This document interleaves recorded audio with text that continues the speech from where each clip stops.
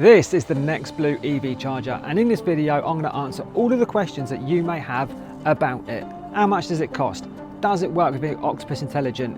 Is it easy to install? And the all important, does this have a 5-year warranty? I am going to take this thing apart, install it, commission it and put it through its paces. So keep watching, because at the end I'm going to give you my honest verdict on the NexBlue and tell you if I would recommend it. Let's get to it. I've never installed one of these before, and I've done very little research into it, and I've done that on purpose because I want this whole review from an installer's point of view and also a customer's to be as genuine as possible, because I want to be completely honest with you in whether I would recommend this as an installer for installers or customers. Let's take a look. So this is the NexBlue. It's a 7.4 kilowatt smart EV charger, and straight out of the box it's pretty compact bit of kit. You get the charger itself, a separate backplate, the CT clamp for load management, RFID tag and everything you need to get it mounted. Connectivity is covered by Wi-Fi, Bluetooth and built-in 4G, and it supports smart charging features including Intelligent Octopus Go, which we'll have a proper look at later. But the bit I'm most interested in is the modular backplate. All the wiring is done here first, then the charger connects onto it afterwards, which should make the installation and potentially replacement in the future a lot easier. For me, the first thing that grabs my attention is the sort of futuristic sort of style that it has. It is a plastic unit, but it doesn't feel like that sort of cheap plastic. It feels like strong, durable, quite toughened plastic, and the charging port is quite discreet. It's just underneath that flap there. It's got a soft close as well, which is nice. And I'm always sort of concerned about how long will that really last, but it feels pretty tough. I don't think that is going to snap off easily. So good. You've got cable entry ports, top, back, bottom, and they already have all the rubber grommets in. So no drilling's required. So that's a nice little touch, definitely. And you haven't got to buy the grommets, so win-win. And it's got these tabs all over it. I haven't looked at the install instructions yet, because I wanted to see sort of how far I could get without needing this, because there's not a lot in this, which tells me it should be pretty easy.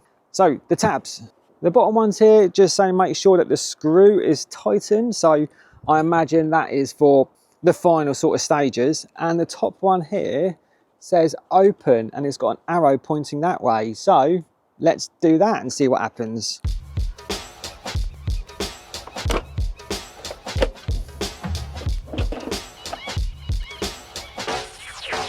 There you go. It's got the pins on the front, and it's got the Ethernet connection there and a multi-function terminal. So that's that bit, just a completely sealed unit. So that's nice. The back plate, this is where the pins sit. A little pack of fixings. We'll look at them in a minute. Got a little bubble level in there, and you can see the 4 mounting or fixing points. It doesn't have a fixing template in this box. Don't need it, do ya? It's 4 holes in a square. So put your bubble on, mark it, drill it, job done. So there doesn't seem to be a lot to this. So I'm gonna have to drag this video out, I imagine. I'm gonna have a quick blitz through this, see if it tells me anything important that I should definitely do or know before I just start banging this in. And then we'll get it done. I'm going to take you through every single step of the way. Before I install this charger though, I need to disconnect and remove the existing charger, which happens to be a space grey Hypervolt. But why are we swapping it out? I'll reveal this to you a little bit later in the video. With that done, I'm going to have a quick flick through this installation manual and just see if there's anything important that I need to know about. Right, there's 6 stages to this. Let me run you through them. We're going to run through each stage one at a time as we install the EV charger. Now I am a fan of a stuffing gland, but on here it has all of the grommets. I can't see why using one of these would interfere in any way. I'm going to pop it on and we'll just see, but I'm not going to use the stuffing gland today because I want to follow the installer instructions to the T and just see if you really do need anything extra or if it's all in the box ready to go. You know when you get a lock ring and it doesn't quite line up, so I've got just there, it just overlaps ever so slightly, which is a simple fix with a pair of cutters, and you just nip off that little protruding edge, hopefully. And then if you put that now flat edge against the base, let's see if it's bought me just enough space to get this stuffing gland on, which it has. But like I say, I'm not doing it this way. Well, I might do it this way. Should I do it this way? Yeah, let's do what I normally do, stuffing gland. After all, I've got the freedom to do what I want, and this is how I'd like to do it. So now we're writing off the installer's instructions, but never mind. We know this works. Let's find out if this works. It does say that it's got a recommended height between 120 and 170 centimeters. I'm limited by how much cable I got here. It probably falls into space anyway, but we're just going to use what we got and fix it. Slide this on. We'll go in there. Let's check the accuracy of that bubble against mine. Sometimes products that come with bubble levels, they're just not accurate. But in this case, as you can see, it's absolutely bang on. The first job is getting the back plate mounted. There are 4 fixing points, so I've got it positioned, levelled and marked out before drilling the wall. So far, I'm impressed with this charger. Everything seems to have been thought about and organised, unlike me. Every time. For some reason, every time I use this SDS drill, the battery's flat and I can't work it out. But there you go. Now, this charger does come with a box of fixings. Normally, these aren't very good. So let's see what these ones are like. Now this comes with plugs and fixings apparently. I probably won't use them, but we'll have a look and see if they're any good. Oh, that's nice. Look at that. Normally you get those rubbish sort of like clear plugs. These look pretty good. I'm not sure, but these do look like stainless fixings as well. So that'll mean that these won't rust. Not that there should be water in there, but they're going to last longer. Spare grommet and some other bits and bobs, which I imagine I'm going to need in a little bit. Do you know what? Even that is the cable mounting support clip thing, and it's got like a little bit of heat shrink on it. It just feels like nice quality there. It looks nice. So far, things are looking good. The screws, they have one of those hexagonal star fixing heads, so make sure that you've got the parts for that if you're installing these. Otherwise, you just have to use your own screws. One thing I did notice is that there's no washers for these screws. Normally you get little IP washers, but as you can see, there's holes in the back of this plate.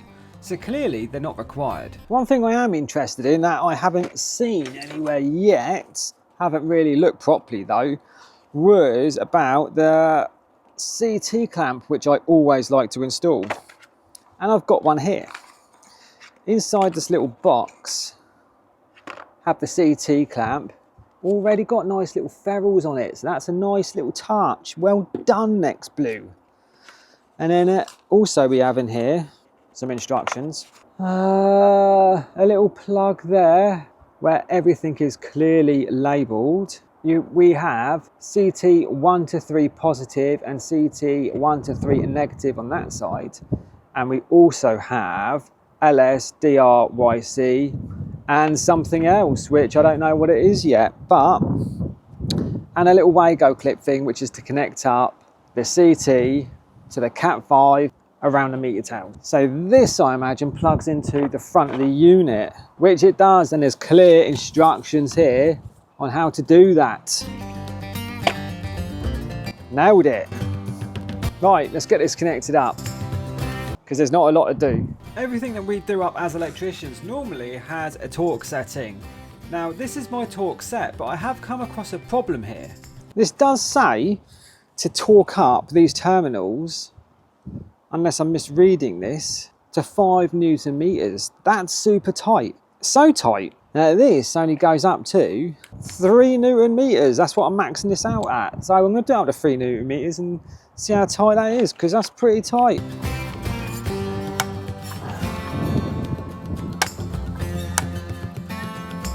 So that's that bit done. And if you're wondering why this doesn't look very neat in a minute, it's because I've got to put the hypervolt back because this is my dad's charger and I need to put the old one back. He doesn't know I'm doing this. And I wanted to install it and review it before I sold it to any customers. So thanks, Dad. Oh, there's stuff blowing everywhere here. It's such a windy day. Right, that little camp thing, lush. Let me pick up some stuff. The next thing to do is to connect up this little plug here, which took seconds. At the 6 stages, I'm already up to 5, which is putting the front cover on and powering it up. All right, well, let's do that then. On the front part of this charger, you can clearly see those 2 ports there, and I'm connecting it up into the left one, the plug I mean. The one on the right is for a hardwired Ethernet connection if you need one. Then I'm going to put the front on the same way as I took it off, but with a little tap. If you remember at the beginning, we had 2 stickers on the bottom of the charger, and those are for these extra little screws here. That's just going to secure the front to the back. Take the stickers off the bottom, take the stickers off the top, and I think that's basically it. It almost feels like there's something missing because that's just too easy, surely. I've installed a CT clamp around the meter tails. I've turned the circuit back on. Now a little bit of testing and we're going to commission the charger. Because I've had so many issues with different EV chargers, you know, there really is a few things are an absolute must for me. Warranty is a big thing these days for me. So if it hasn't got a 5-year warranty, I'm not going to supply or install it. This one, 5-year warranty. Does it integrate with Octopus Intelligent, which everyone seems to be with? Yes, it does. Another tick. How long will this charger actually last? I don't know yet. And I don't really want this to be a sort of, this is just a brilliant charger. Everything's gone well today, which is superb, but I feel like I need to find something. And the only thing that I can think of is that this is an untethered charger only, which suits the aesthetics of it completely. So if the tethered charger thing is a thing for you, this won't be for you necessarily. You can get cable hooks and plug your own one in, etc, etc if you want. As an untethered unit, this, if you like the futuristic sort of modern look, that's all right. I want to run through the positives and the negatives that I found with this charger that applies to both installers and customers.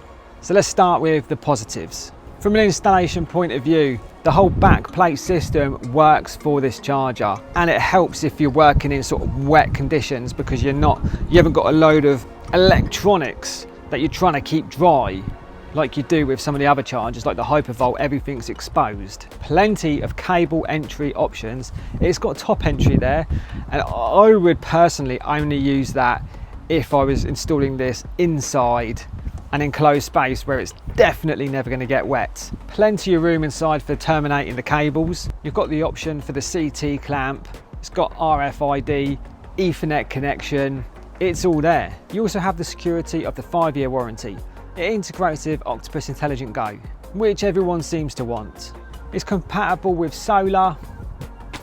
What box isn't it ticking? But let's move on to those negatives. If you want a tethered EV charger, you can't have this unless you get your own cable, plug it in, put it on a hook, then this is for you. How long does this charger last in real time, in the real world? I don't know. So time will tell with that, obviously. Apart from that, I'm struggling to find anything wrong with it. It's almost like they've actually taken into account everything and put it together and put it in this unit, and it's lovely and it works. Well done, NexBlue. This is pretty good. Now let's get on to the price. You're going to pay for this unit roughly, from what I've seen online, around $480 to $550 on average for this unit, which I think's more than fair for what you're getting for your money. And if you compare it with other chargers out there, this definitely falls in sort of that mid-range go-to category. With all the features and functions that this offers, it's a good price. I'll be honest, it's a good price. But the big question is this: would I install another one of these? And honestly, yeah. Compare it to other chargers. I don't want to name too many chargers, to be honest, and be negative because I don't want to get sued. But if you know me, you can go through my other videos and you can see the chargers that I don't really like. This is not in that category. This is in the charging category that I would go to. You will see me install some more of these, and if I find anything wrong with other scenarios, I will definitely tell you about it. But yes, I would install another one of these. Anyway, thank you for watching this video. I hope you found this useful and got some interesting information out of it. And if you're looking for an EV charger that ties in with Octopus, untethered, fairly priced, ticks all the boxes, or you're an installer looking for one, maybe give this one a go. It's been a piece of cake. Subscribe to my channel.